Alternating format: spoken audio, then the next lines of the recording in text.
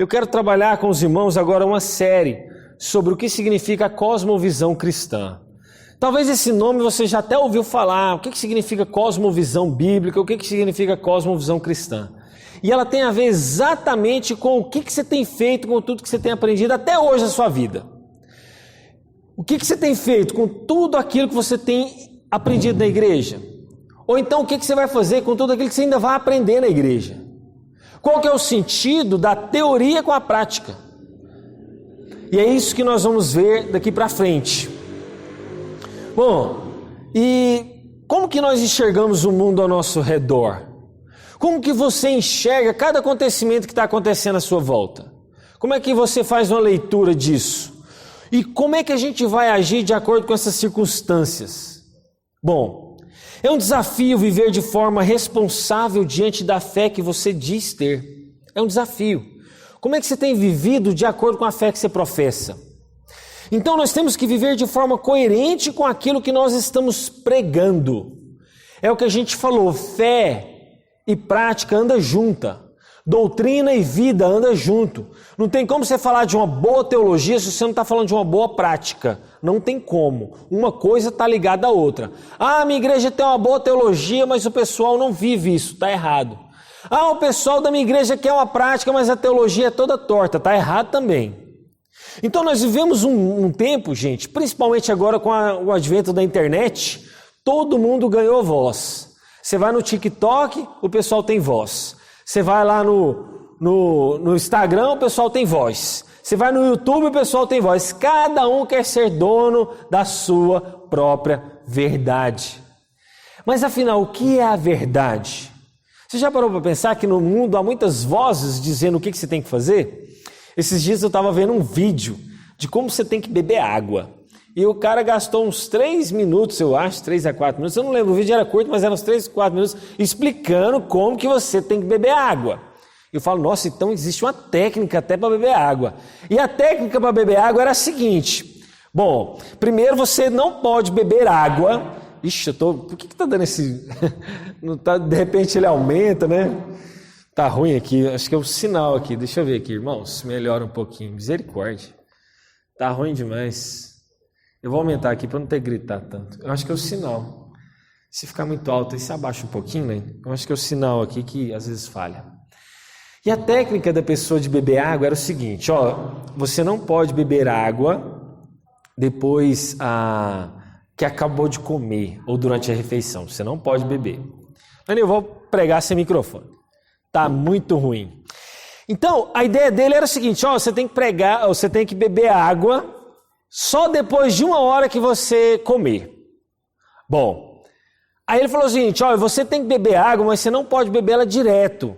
Tipo assim, você tem que chacoalhar a água na boca, porque existem enzimas lá, que se você mandar água direto para o seu estômago, essas enzimas da boca vão melhorar a digestão lá dentro. E aí ele falou o seguinte, ó, você também não pode beber água em pé, porque quando você bebe em pé, a posição dos seus rins e tal, você tem que sentar para beber água. Tem um detalhe também, eu estou resumindo o vídeo, tem um detalhe também, você tem que beber água, não pode ser muito gelada, porque se for muito gelada vai contrair suas veias, isso vai dar um sistema e um processo. Eu falei, meu Deus, então tem 36 anos que eu bebo água errado, tem 30, sei lá, na idade de cada um aí, que sei lá, tem 50, 60 anos que eu bebo água errado. Eu falei, gente, então existia toda uma técnica para beber água errado e agora eu sei disso. Então, o que eu quero ilustrar com essa história? É que cada um quer pregar uma verdade. E se eu for viver toda a verdade que todo mundo está pregando, eu estou perdido. Porque um dentista fala que eu tenho que gastar 10 minutos para escovar um dente de forma toda certinha lá. O médico fala que eu tenho que fazer tantas horas de caminhada todos os dias, a alimentação tem que ser cozinhada dessa forma, não pode ser no óleo tal, tem que ser no azeite tal, a gordura de porco fazia mal, agora faz bem, ovo fazia mal, agora faz bem. Quer dizer, se você for parar para pensar em todas as vozes que há no mundo, a forma de você fazer o exercício, se a sua caminhada, o tipo do tênis, o tipo da roupa, gente, nós vamos entrar numa paranoia, literalmente. Porque todo mundo quer despejar na sua verdade. Todo mundo quer despejar aquilo que ele considera correto. Bom, e qual é a verdade para nós? A verdade é a palavra de Deus. Aí você pode falar assim, Cristo, mas somente a palavra de Deus é a verdade? A palavra de Deus é a verdade absoluta. É claro que nós estamos aqui nesse templo hoje, às 9h45 da manhã, né, nesse dia de maio, acho que de hoje é dia 8, né? 9 de maio. Isso também é uma verdade. Só que a verdade bíblica, ela é absoluta. Ela é incontestável, pelo menos se você crê. E aí, como que você vai viver então num mundo que tem tantas vozes, filosofias sendo propagadas, estilos de vida são defendidos, cada um tem a sua verdade. E se cada um tem a sua verdade, qual que é o padrão e a referência? Por exemplo, eu não estou exagerando não, eu fui num encontro de churrasco de pessoal que formou, a gente formou já tem mais de 10 anos, formei em 2013, 2003 eu formei, em 2013 teve uma festinha, e aí a gente foi comemorar 10 anos de formado. Aí eu cheguei lá, né, as pessoas começam a perguntar, e você, o que você anda fazendo? Aquelas velhas histórias, né? Ah, não, eu tô estudando para ser pastor. Aí, pra que eu fui falar isso, né? O pessoal mesmo e tal, uns ficaram espantados. Aí, uma menina chegou assim e falou para mim, mas isso te faz feliz? Falei, faz. Aí falou, então se você tá feliz, tá tudo bem. Olha a frase que o mundo tem tentado imprimir em nós. Gente, isso é sutil. Isso está na Rede Globo, está no Instagram, isso está no Facebook o tempo inteiro. Se isso te faz feliz, então vai e faça. Bom, então vamos fazer o seguinte. Se um pedófilo, então, é feliz em estuprar uma criancinha, então vamos deixá-lo fazer. Já que isso é felicidade dele. Isso está certo, meus irmãos? É claro que não. E por que não está correto? Porque existe um padrão moral estabelecido. E você fala assim, mas cada um está tendo o seu padrão moral na sociedade. É verdade, cada um está tendo a sua verdade. E por que isso está errado? Por que alguém fala para você e fala assim, não, se isso te faz feliz, vai e faz. Não, essa é a sua verdade, então vai com ela. Por que isso está errado? Porque se todo mundo for andar no seu padrão de referência de verdade, o mundo vai virar um anarquismo, que a gente chama. Um absoluto descontrole, onde cada um vai ter a sua verdade. Então matar o outro vai ser a minha alegria, porque eu estou furioso com ele. A morte dele para mim vai ser o meu alívio, vai ser a minha felicidade. Então, irmãos, não existe essa de cada um tem a sua verdade. Existe um padrão moral que ele foi estabelecido. E nós cremos que esse padrão moral é a palavra de Deus. E não só a palavra de Deus, eu já falei para vocês, a consciência que Deus estabeleceu no próprio homem. O que é essa consciência? Aquela consciência inata. Vamos supor que tribos africanas nunca leram a Bíblia. Vamos supor que na época antes do descobrimento do Brasil, indígenas nunca tiveram contato com as Escrituras. E aí você pode falar assim, pastor, mas qual que é o padrão bíblico, qual que é o padrão moral dos índios, se eles nunca leram as Escrituras? Qual que é o padrão moral dos índios, dos africanos lá, das tribos mais isoladas, se ele nunca ler as Escrituras? O padrão moral Deus imprimiu no homem, do que é certo e do que é errado. Há uma coisa chamada consciência humana, conforme Romanos capítulo 1, de que o homem sábio tem a noção do que é certo e do que é errado. E ele não louva a Deus, conforme Romanos capítulo 1, porque ele mesmo se entregou à sua idolatria interior, deixando o Criador para adorar a criação. É isso que aconteceu com incas, maias e astecas, antes deles terem contato com as Escrituras. Eles adoravam o Deus Sol. O que o rei do Egito cria? O faraó lá, quando ele não queria soltar os israelitas. Ele cria em um outro Deus. Ele não cria no Deus que ia soltar e libertar os israelitas. Então era aquele Deus que ia salvar ele. Mas tudo porque, naquela época a gente não tinha a Bíblia impressa também. Porque eles criam naquele padrão de um Deus que era não o Criador, e sim a criatura. Bom, o que isso tudo tem a ver então com a gente? Isso tudo tem a ver porque o homem tem tentado encontrar-se a saída nele mesmo, a realização própria na sua própria felicidade. E ele tem deixado então confuso diante de todos os movimentos que vêm ao redor dele. Então, irmãos, o que é o nosso propósito? Estudar de forma objetiva a revelação especial de Deus, conforme registrada nas Sagradas Escrituras, com o fim de glorificar a Deus por meio do conhecimento e a obediência à sua palavra. Olha só, vou repetir essa frase, que ela é muito importante. Nós vamos estudar a revelação especial de Deus, com o fim de glorificar a Deus, porque nós conhecemos e obedecemos a sua palavra. Bom, estudar as coisas de Deus nunca tem o fim teórico em si mesmo, nunca. Mas ele se consolida com o conhecimento prático, por meio dessa revelação, através do Espírito Santo. Mas então, como que a gente pode definir esse termo de cosmovisão bíblica cristã?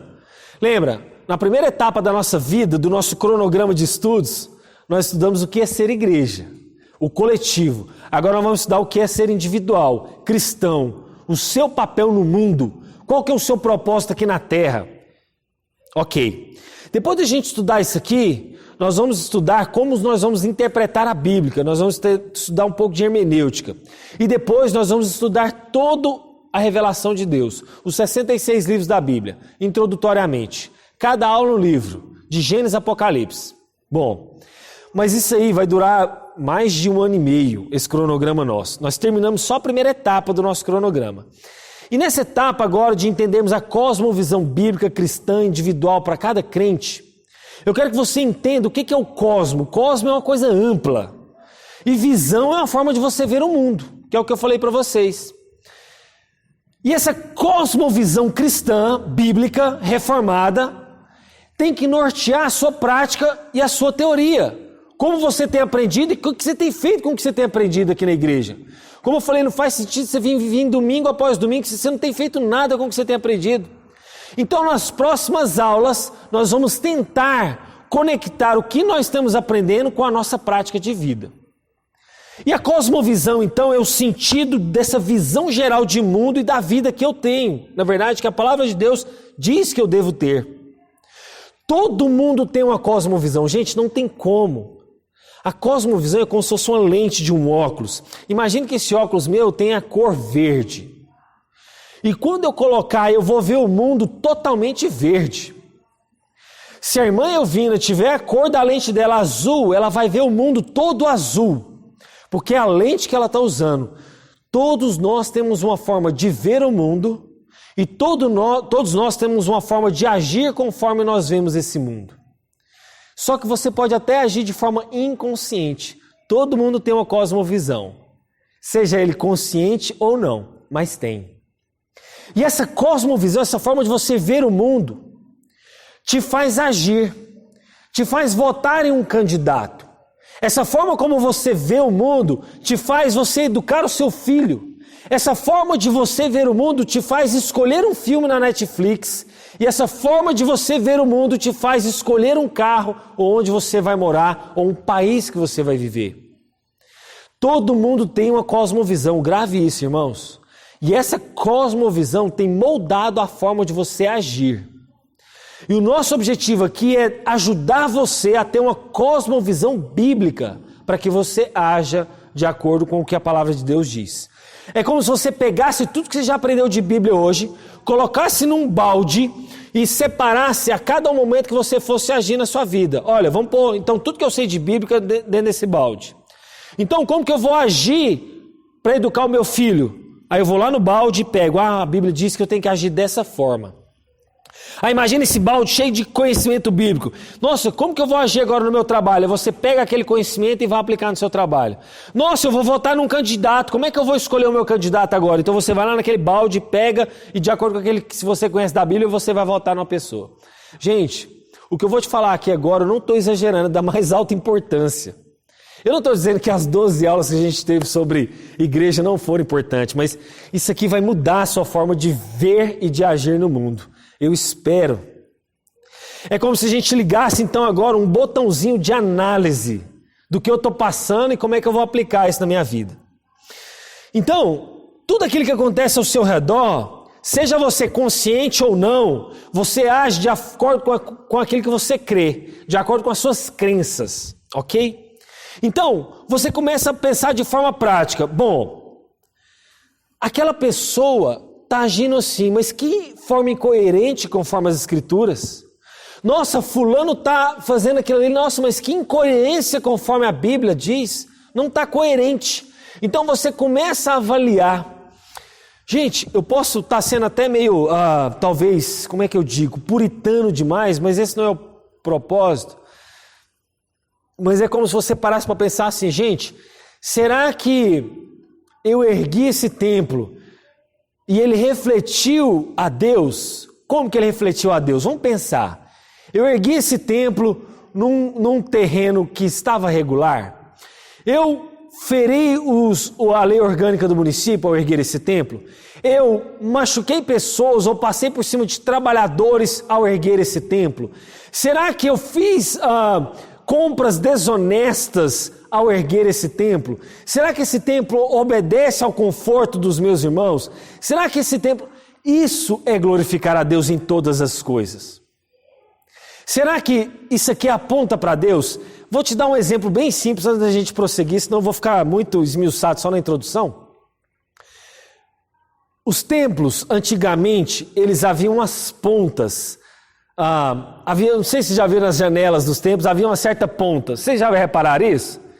Vinha a janela comprida e lá no final ele tinha aquela ponta.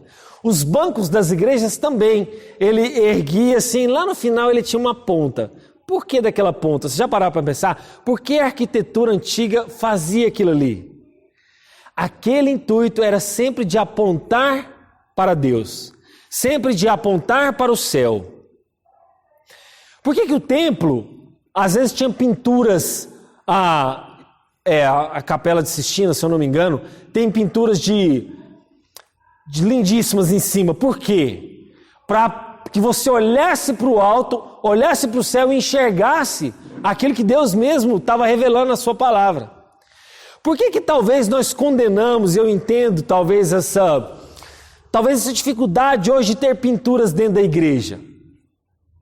Antigamente, o objetivo de ter pinturas dentro da igreja era se pregar a palavra de Deus, não idolatrar aquelas pinturas.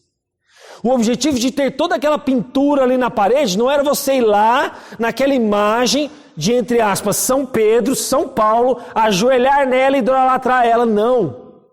O objetivo era, eu vou pregar as escrituras para que quem chegar aqui vai entender o que está sendo dito. E as paredes vão falar.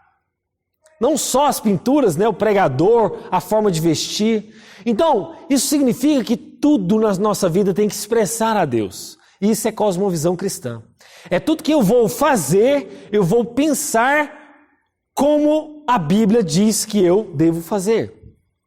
Bom, então tá. Cosmovisão, então, são ideias e valores que nós sustentamos, seja ela consciente ou não, como eu falei para vocês. E isso, meus irmãos, está enraizado no seu coração. Isso está arraigado no seu ser. Isso faz com que então nós enxerguemos o mundo com essas lentes, como eu falei da irmã Elvina e de mim, sobre cores, por exemplo. Como eu enxergo o mundo. Fazer com que nós tenhamos percepção das coisas. Isso vai influenciar o nosso comportamento, todo o seu sistema de vida. A cosmovisão torna você mais consciente daquilo que você crê e daquilo que você faz com o que você está crendo. Todos nós temos essa visão de mundo, a maneira como nós estamos agindo. E sabe, meus irmãos, eu quero ajudar vocês nessas próximas aulas a organizar isso na mente de vocês. É como se fosse um organizador de verdades bíblicas que você já conhece, mas você precisa agora praticar. Verdades pontuais soltas que nós não ligamos umas coisas nas outras, ela não é o ideal. Então, o fato é, meus irmãos, de que maneira, que isso vai fazer diferença para nós? Será que isso aqui está certo ou errado? Será que isso expressa a Deus? Eu vou te dar um exemplo de culto também. Lá no interior de São Paulo, tinha uma cidade que ela tinha dificuldade de deslocamento dos irmãos. Eu só não lembro agora se é no interior de São Paulo ou se é na própria capital. Mas sabe o que os irmãos faziam? O culto deles começava, se não me engano, 9 ou 10 horas da manhã. Era um culto. Eles tinham um culto de escola bíblica. Terminava o culto, eles almoçavam juntos. E logo após o almoço, eles tinham um culto, que era noturno, mas que era transferido para logo depois do almoço. Eles cultuavam a Deus e iam embora para casa. O que há de errado com isso? Absolutamente nada. É uma cultura de uma visão, de uma cosmovisão que eles estavam vivendo e que eles consideraram melhor cultuar a Deus, eles iriam expressar melhor a Deus se eles fizessem dessa maneira. Por quê? Se eles fossem cultuar a Deus de manhã, fossem para casa, que era distância muito longa, eles não iam ter tempo para fazer o almoço, não iam ter tempo com a família no domingo, não iam ter tempo do descanso, então eles acharam que não teria como voltar para ensaiar para o louvor, não teria como dedicar-se a Deus melhor no culto, então eles acharam compactar tudo num espaço só, para eles pudessem glorificar melhor a Deus. Isso é uma cosmovisão cristã. Você entender o porquê. Por que a gente reúne todo domingo de manhã e à noite? Então, irmãos, a Escritura não molda apenas a maneira como eu atuo na igreja, mas como você vai ser um pai, como você vai lidar com o seu lazer, como você vai apreciar filmes, como você vai envolver na política.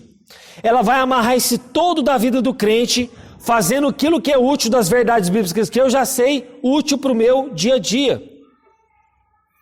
Então, meus irmãos, nós não podemos separar coisas que são inseparáveis. E aí eu quero que você grave essa frase essa manhã, talvez se você ainda não gravou algo, mas preste atenção no que eu vou falar agora. Olha só, quando sabemos naquilo que nós cremos, as nossas decisões se tornam mais fáceis. Quando eu sei fazer com aquilo que eu creio, as minhas decisões se tornam mais fáceis. Mas você sabe naquilo que você crê? Mas cedo ou mais tarde, um pensamento errado sobre Deus leva a uma crença errada. E essa crença errada vai levar a uma atitude errada. Isso vai enfraquecer a vida moral e espiritual do povo de Deus. E a próxima geração vai pagar o preço desse pensamento errado. E eu sei, irmãos, eu estava conversando com o irmão Felipe essa semana, exatamente sobre isso. A nossa igreja está amadurecendo em idade e em tempo. E nós precisamos resgatar a mente dos jovens. Porque os jovens é o futuro dessa igreja. Se essa igreja envelhece e não há juventude no nosso meio, o que será da próxima geração? Vocês passaram aqui 25 anos, mas será que será dos próximos 25 anos dessa igreja sem a juventude, sem os jovens? Então, meus irmãos, uma geração que não vive essa forma de pensamento correto sobre Deus, que levam a crença correta, que levam a atitude correta, o que vai ser dessa geração futura? Ela vai pagar um preço por esse pensamento errado sobre Deus. E aí eu digo o seguinte, a nossa batalha é ganha lá com a juventude. E aí eu digo, infelizmente, não há como negar isso, irmãos. Eu não estou aqui pregando política, Deus me preserve disso. Mas o que as nossas faculdades têm feito com os nossos jovens não tem sido brincadeira. Isso é um fato. Eu não estou dizendo aqui que deve se acabar com as faculdades. Eu estou dizendo aqui que nós temos que preparar os nossos jovens para ir para lá. Nós não temos que ter medo dos nossos jovens ir para a faculdade. Nós temos que enviar eles como missionário. Nós temos que enviar eles lá com o peito aberto, na verdade com ousadia de falar assim, eu te preparei na igreja durante anos e anos, agora vá para aquele campo missionário e vá testemunhar do evangelho lá. Para os seus colegas, confrontar professores que são contra as coisas de Deus. E aí, meus irmãos, quando a gente fala de uma batalha, entre aspas, perdida, o que eu falo de batalhas perdidas? Um exemplo dela, ideologia de gênero. As ideologias de gênero teriam que ser combatidas lá nas universidades. Mas elas tomaram a universidade e a partir daquele campo tomaram a sociedade e hoje é comum falar disso. Não só é comum falar disso, como é comum viver isso. Então é normal você ir para a televisão e não saber se um humorista que morreu, um tal de Paulo, se ele é homem ou mulher. Eu confesso aos irmãos aqui abertamente, quando eu vi aquele ator pela primeira vez, eu falei, esse negócio é homem ou mulher? E eu lá por dentro, eu fiquei até revoltado, eu falei assim, por que essa pessoa não se declara se ele é homem ou mulher logo? Como eu não sabia da vida íntima daquele ator, eu só fiquei sabendo depois que ele era um homem, né? E depois fez aquele filme lá de comédia, se não me engano, sei lá, A Minha Mãe é... Como é que é o nome do filme? Minha Mãe é uma Peça. Eu só fiquei sabendo depois que ele era de fato um homem, se vestia de mulher. Mas eu lembro disso claramente. Eu não gosto de contar testemunhos pessoais aqui no púlpito. Eu não gosto. Mas um dia a Ana Clara chegou num caixa de supermercado. E ela falou assim, para aquela pessoa, falou assim: papai, mulheres não são assim, não é verdade? E de fato, era uma mulher que queria se vestir completamente como homem. E ela virou e falou assim: papai, mulheres não se vestem assim, não é verdade? Eu, ficando sem graça, pela sinceridade da Ana Clara, né? Aquela pessoa do caixa falou assim: não tem nada não, criança é assim mesmo. Mas essa sociedade tem percebido exatamente isso. Aquela ideologia de gênero que nós, entre aspas, perdemos voz lá na faculdade, está ganhando o mundo aqui hoje, aqui fora. Isso vale, irmãos, para qualquer assunto que você quiser debater de cosmovisão, que nós vamos ver daqui para frente. Nós vamos ver vários assuntos, nós vamos trabalhar política, nós vamos trabalhar ideologia de gênero, nós vamos trabalhar vários desses assuntos aqui, enquanto a gente estiver trabalhando de cosmovisão cristã. Esse foi apenas um parênteses. Então, irmãos, o fato é que você tem que amar a Deus com todo o seu entendimento. Todo o seu entendimento. Cada coisa que você assiste, cada coisa que você ouve, cada coisa que você adentra na sua casa, tome aquilo que você tem que processar e você vai se perguntar: isso glorifica a Deus? Isso expressa a Deus? Nós temos que ter em mente o seguinte: aquilo que honra a Deus ou aquilo que vai desonrar a Deus. Nós não podemos encarar tudo que fazemos fora da igreja como um peso, como um fardo. Na verdade, nós devemos encarar tudo aquilo que está fora da igreja como algo que eu estou honrando a Deus também. Abra o texto de 2 Coríntios, capítulo 10. Primeiro texto que nós vamos ler hoje, depois dessa longa introdução. Eu não vou cansar os irmãos, não vai dar para ver tudo que eu gostaria de falar hoje. Mas abra nesse texto, 2 Coríntios, capítulo 10.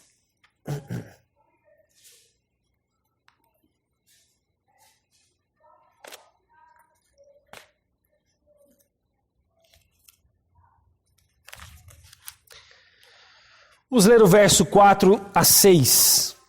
2 Coríntios 10, versos 4 a 6 diz: porque as armas da nossa luta não são carnais, mas poderosas em Deus para destruir fortalezas. Destruímos raciocínios falaciosos. Algum está escrito sofisma. O que é um sofisma? O sofisma é um raciocínio que ele começa de uma forma até aparentemente lógica, mas a sua conclusão é falsa. Como é que você vai identificar isso na sua vida? Um raciocínio que começa aparentemente certo, mas a conclusão dele é falsa. Você só vai se identificar isso conhecendo a verdade. Se você não conhece a verdade de Deus, como que você vai identificar aquilo que é falso? É igual uma nota. Uma nota de dinheiro, eu só consigo identificar se ela é falsa a partir de uma nota original, a partir de uma nota verdadeira. Eu não consigo identificar uma nota falsa a partir de uma outra falsa. Tem que ter uma nota original para eu poder comparar. Então, irmãos, o nosso mundo está sendo invadido por esses sofismas, por essas inverdades. Mas ele continua. Destruindo o raciocínio falacioso, em você está sofismo, porque a minha tradução é um pouco diferente. E toda arrogância que se levanta contra o conhecimento de Deus. E levamos cativo todo pensamento à obediência de Cristo. E eu falei exatamente isso aqui essa semana também para os irmãos compartilhando. O que vale mais a pena? Obedecer a Deus ou desobedecer a Deus? Coloque na balança o que vale mais a pena. Eu desfrutar de uma vida totalmente desobediente ou viver uma vida de obediência a Deus? Bom, aí ele termina: e estaremos prontos para punir qualquer desobediência quando a obediência de vocês estiver completa. Eu sei que a minha tradução é um pouco diferente, mas fala exatamente isso: punir a desobediência. Sabe, irmãos, não é fácil levar todo pensamento cativo à obediência de Cristo. Eu já falei para vocês aqui dos nossos 3 inimigos, a carne, o diabo e o mundo. Esses 3 inimigos estão nos pressionando constantemente para desobedecer. O mundo lá fora quer dizer para você coisas que é normal, mas que não são. O mundo quer dizer lá fora para você coisas que vai desobedecer a palavra de Deus. E a sua inclinação da carne vai desejar isso. A sua inclinação da carne vai querer isso. E isso vai parecer bom. E aquela outra frase, como eu já falei para vocês, que o mundo quer imprimir. Se o seu coração está dizendo para você fazer, vai e faça. Se o seu coração te alegra, te dá paz de fazer, vai e faça. Então eu fico imaginando o testemunho de um cara que matou pela primeira vez. E ele se sente às vezes culpado pela morte de alguém. Mas no segundo assassinato daquela pessoa, ele vira e fala para os outros, fala assim, mas ele estava na minha frente, eu tive que fazer, eu tive que terminar o serviço. E a partir da 3ª, 4ª e 5ª morte, do tipo assim, tá bom demais. E a 7ª e 8ª morte, para ele já tanto faz. Como aquele caso daquele Tiago, que matou em série mais de 30 pessoas. Mulheres, na maioria delas. Para ele do tipo, já tanto faz. Porque o mundo quer nos imprimir isso. E a cosmovisão, então, é a maneira como eu enxergo a vida de acordo com a narrativa bíblica, e eu vou encerrar aqui. A nossa vida, irmãos, é uma narrativa. Se eu perguntar para você assim, quem é você? Você vai começar uma história. Você vai falar assim, eu sou fulano de tal, nascido na cidade tal, no dia tal, meus pais eram fulano, eu nasci assim, sobre essa circunstância, tenho tais irmãos. E você vai começar a narrar a sua vida. Você tem que entender esse livro dessa forma. Uma narrativa, uma história, que ela tem começo, meio e fim. E a sua vida é também uma narrativa. Eu não vou trabalhar do tipo assim, olha, Elvina, hoje nós só vamos trabalhar só sobre casamento. Olha, irmão Sebastião, hoje eu vou trabalhar a sua vida durante 1 ano só sobre criação de filho e nunca mais vou falar sobre isso. Felipe, hoje nós vamos trabalhar na sua vida só sobre trabalho durante 1 ano e eu nunca mais vou falar sobre isso. Não. A sua vida é uma história e ela está sendo construída. E a cada momento da sua vida você precisa de uma inserção de verdade. Tem semana que você precisa de uma inserção de verdade sobre a cosmovisão bíblica, sobre como criar filhos.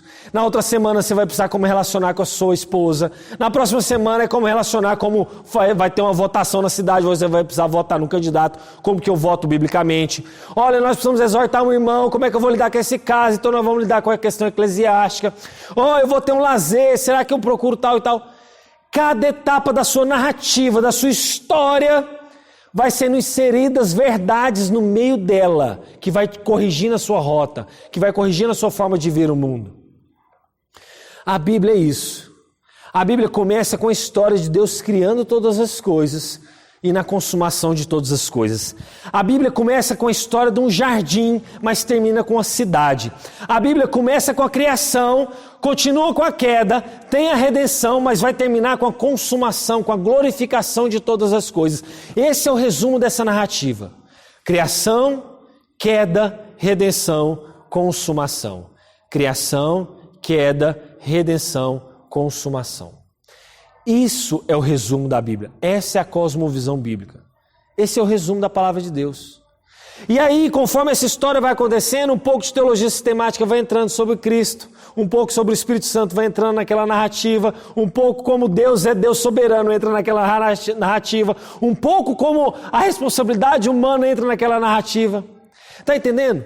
A teologia sistemática vai separando em gaveta, em assuntos. Mas a Bíblia não é assim. A Bíblia é uma visão do todo, onde cada verdade está inserida em cada aspecto daquela história. Isso é a nossa vida, isso é a sua vida. E eu espero que daqui para frente, nas próximas aulas, cada aspecto da sua vida seja trabalhado. Seja no trabalho, seja na política, seja na forma de você ter o seu lazer, de educar os seus filhos. Isso é o que nós vamos ver daqui para frente, nas próximas aulas. Amém? Vamos orar? Senhor, nos ajude a ter uma visão do todo, biblicamente falando. Uma visão do todo, Deus, conforme a Tua palavra nos diz, que o Senhor nos ajude eu e a esta igreja a reunir essas verdades bíblicas e aplicarmos no nosso dia a dia, e aplicarmos na nossa prática, que vai fazer toda a diferença. Toda a diferença. A diferença é como nós enxergamos o mundo, a diferença, Deus, como nós agimos nesse mundo, e a diferença é como nós vamos esperar a volta de Cristo neste mundo. E que os meus irmãos saiam daqui, Deus, entendedores disso. Eu espero que eu tenha sido claro, e naquilo que eu não fui claro, que o Teu Santo Espírito haja nesses corações. Sedimente a Tua palavra nesses corações, Deus, para que eles saiam daqui praticantes dela, com essa cosmovisão cristã e bíblica. Nós oramos em nome de Cristo. Amém. Bom, irmãos, assim nós encerramos a nossa aula de hoje. À noite.